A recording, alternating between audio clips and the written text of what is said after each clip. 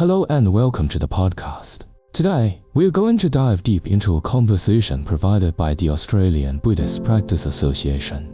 It's a record of a dialogue brimming with wisdom between a master and a disciple. The core of this record revolves around the question you and I have probably asked ourselves. We work hard and manage our lives every day, striving for happiness and trying to avoid distress. Right, but why do the results often fall short of our expectations? Sometimes it even feels like the harder we try, the more suffering we experience. I believe this discussion is like a personalized spiritual analysis for you. We will follow this dialogue to carefully unpack a central concept. True peace and happiness may not come from external grasping, but from an internal shift in attitude. The key word for this transformation is respect. The conversation starts with the disciple posing a very direct question. Master, when afflictions arise, I simply cannot tell that they are afflictions in the moment. My mind is a mess, what should I do?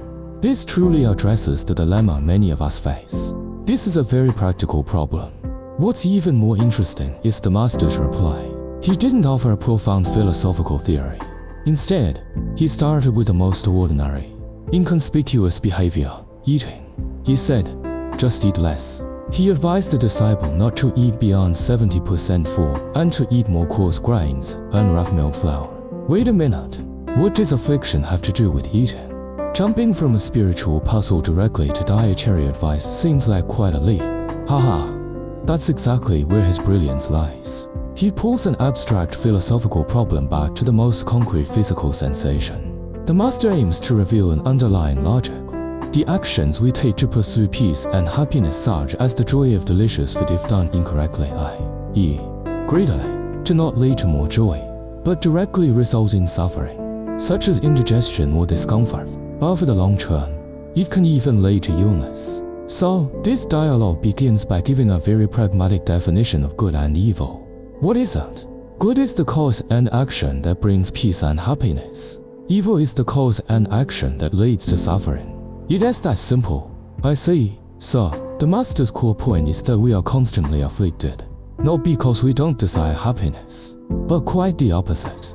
Exactly. It's precisely because we crave happiness too much, but we are using the wrong methods. It's like a merchant who wants to make money, but keeps engaging in loss-making businesses. The dialogue has a great phrase for it. That is not how business is done. Completely correct. We intend to seek joy, but end up inviting a heap of suffering. This analogy highlights our blind spot. We often assume happiness is a commodity that can be directly pursued, but in reality, it is a result. You must first engage in the right business that produces joy, and then happiness will follow. This leads us to a key point. If the old methods are wrong, what is the correct one? I noticed that the subsequent focus of the dialogue almost entirely revolves around cultivating various roots of goodness. And the foundation of all this seems to point back to that word you mentioned earlier, respect. But the word respect is still a bit abstract. How should we understand its specific meaning here? This is the central hinge of the entire discussion. When the disciples discuss the need to respect repentance, respect renouncing the cycle of birth and death, and other roots of goodness, the master points out a fundamental motivation. A fundamental motivation? Yes, he asks. Why should we respect? Because everyone wants pleasure. This seemingly simple statement hits the crucial point. Here, respect is not just politeness or reverence. Its deeper meaning is to profoundly recognize the value of something and treat it as a top priority. So, it's about valuing it from the bottom of one's heart. That's right. Only when you genuinely respect something from the heart will you care about it, be willing to adjust your behavior for it, and pay the price. Only then can you ultimately attain pure, or even ultimate, peace and happiness. It transforms external behavioral requirements into the cultivation of internal motivation. So, respect seems to be the key. But how exactly should we practice it in our daily lives? Does the dialogue mention specific methods of practice? Yes, and it provides several very vivid examples. The first one, which the master considers particularly cost-effective and practically free lunch, is called rejoicing in the roots of goodness. That sounds like a Buddhist term. Can you explain it? Of course, the meaning is actually very simple. When you see others do good deeds, acquire virtue, or achieve success, you should genuinely feel happy for them and praise them. What is our usual instinctual reaction? Perhaps envy, indifference, or even disdain. But the dialogue provides a shocking counterexample to illustrate the huge cost of envy. What kind of counterexample? The story mentions that in one of his past lives, the Buddha, out of envy towards the excellent offerings received by a practitioner at the time, had a single negative thought. He said that people like them only deserve to eat horse feed of very coarse fodder. Just one thought. This negative karma led to him having to endure eating horse feed for several lifetimes on his path to Buddhahood. Just one thought had such a massive impact. That sounds a bit incredible. Yes, the point of this story is to reveal the power of the mind. Conversely, when you sincerely rejoice in the good deeds of others, you are essentially planting the same seed of goodness in your own mind field. This is not just a religious concept. From a modern psychological perspective, this is actually about rewriting our brain's reward mechanism. Rewriting the reward mechanism. Yes, when you habitually envy, your brain defines the success of others as your own failure. This is a scarcity mindset. But when you practice rejoicing, you essentially turn the success of others into a source of your own happiness. This is like infinitely expanding your opportunities to feel joy. Exactly what you praise, you nurture, and it requires almost no effort. I really like this explanation. It transforms envy from a moral issue into a psychological mechanism that affects whether or not you are happy. This offers a new, self-beneficial perspective on how we view a colleague's promotion or a friend's success in daily life. Right, and next, the scope of this respect broadens even further. It is not only aimed at the good deeds of people. I see a concept in the dialogue called prostration and reverence, which mentions that we should cultivate a heart of reverence, not just toward people, but toward the sky, mountains, water, and wind. Frankly, this might be even harder for modern people to grasp. We often complain that the weather is too hot or too cold, or that the environment is poor. According to this view, these complaints are all expressions of disrespect. Yes, from this perspective, that's true. The logic here is that how you treat the environment you are in, the environment will respond to you in some way. This is not necessarily mysticism, but a profound interaction between mindset and reality. To illustrate this point, the master tells a story in the dialogue that is said to have actually happened in the Lopno Desert. Lopno, the place known as the Sea of Death. Precisely, the story says that an archaeological team entered the area. The captain was a stony atheist who scoffed at his team members for being superstitious, despite having no sandstorm, a compass, and the ability to follow his tracks back to the camp pit should have been foolproof. He mysteriously got lost not far from the camp and was never found. Meanwhile, the team members who held reverence for nature and would secretly join their palms in prostration to heaven and earth all returned safely. This story is quite shocking and a bit unsettling.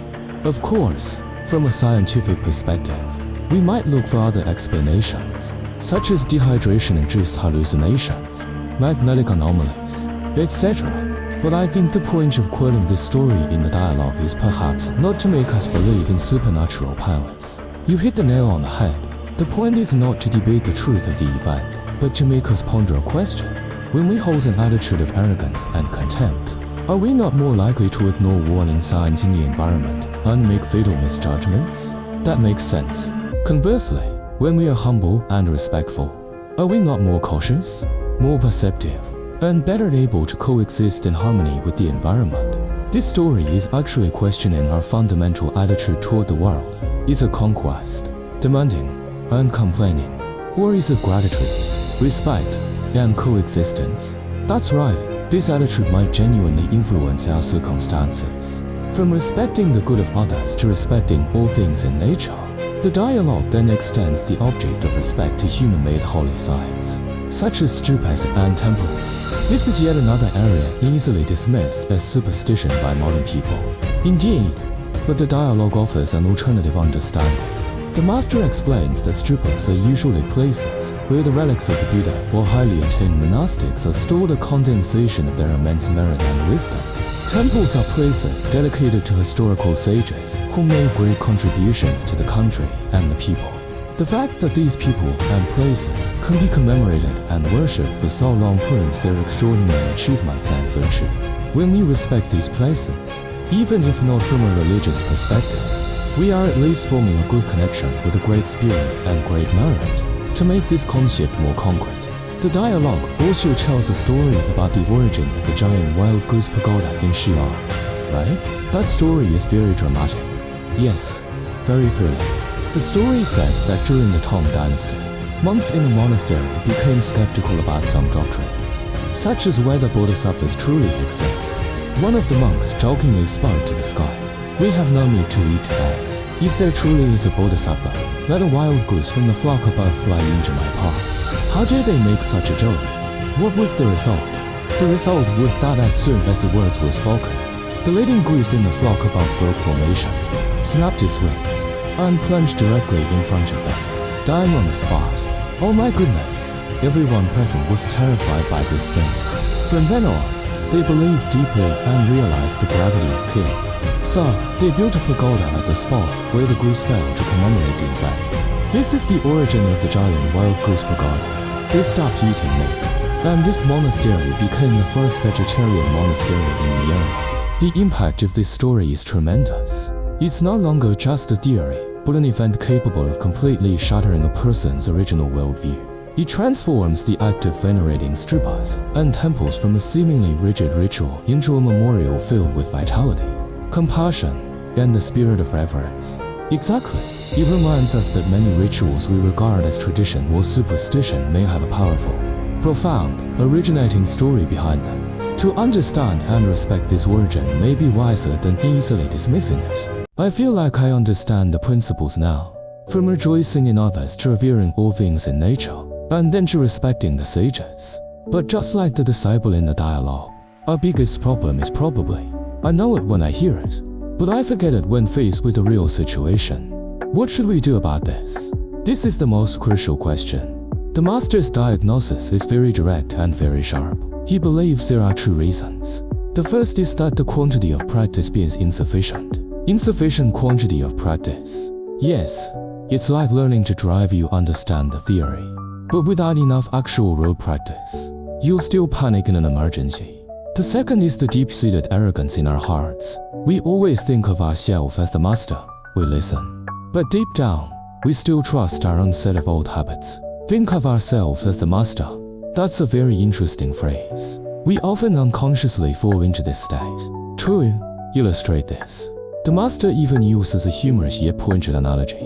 He says, "You're not even as good as a cat." What? We're not even as good as a cat? That sounds a bit harsh, but I'm curious why he says that. Haha, it is harsh, but if you think about it, it makes sense.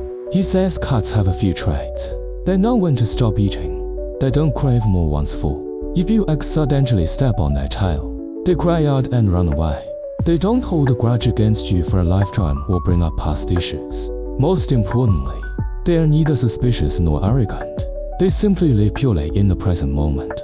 The cat analogy is very amusing, but it makes me think that a cat's simplicity comes from its lack of our complex self-awareness and thought processes. Can we, as humans with such complex minds, truly learn from a cat? Isn't that anti-intellectual? That's a good question. The master does not mean for us to abandon thinking and become anti-intellectual. Instead, he wants us to see clearly that what often prevents us from progressing are the afflicting habits derived from the complex thoughts we take pride in, such as greed, hatred, arrogance, and doubt. Exactly. The cat analogy is like a mirror, reflecting that our emotional management ability might, in some respects, truly be worse than that of our pets. This reminds us to always be clear about our identity. We are learners, not judges, as the dialogue says. Only unravel the soiled rope in your own bosom. Who can boast of diligence outwardly? The meaning is to first manage yourself and clean up your inner defilements, rather than always thinking about teaching or judging others. Yes, that really brings it home for me. The ultimate assignment must come back to ourselves. The dialogue also mentions that the master himself leads by example, personally working in the fields every day and persisting in teaching the Dharma even when his throat is hoarse. This shows us that so-called cultivation is not empty theorizing, but is integrated into every moment's action. Yes, this brings up a very important point for reflection. When we see a role model, do we only see the aspects they share with us ordinary beings that, they also get tired and sick? Or can we see the extraordinary qualities that make them a role model, such as their persistence, their compassion, and their wisdom? If we constantly use our ordinary perspective to pick flaws in the role model's mundane aspects, we will never learn anything. Change can only truly happen when we can see and are willing to learn their exceptional qualities. That's right. Well, today we started with a simple question: why do we seek happiness, but find suffering, and followed the profound dialogue provided by the Australian Buddhist Practice Association to explore the broad dimensions of the core concept of respect. From rejoicing in the good deeds of others, a cost-free investment in happiness, to revering every blade of grass, mountain, and river around us, cultivating a humility that coexists with the environment, and then to respecting the sages and traditions, learning to connect with sincere wisdom. To me, the most intriguing point here is that this respect is not blind obedience or superstition, but a profound wisdom. It means we begin to acknowledge and revere the law of cause and effect, understanding that our every thought and action is quietly shaping our world and our future destiny.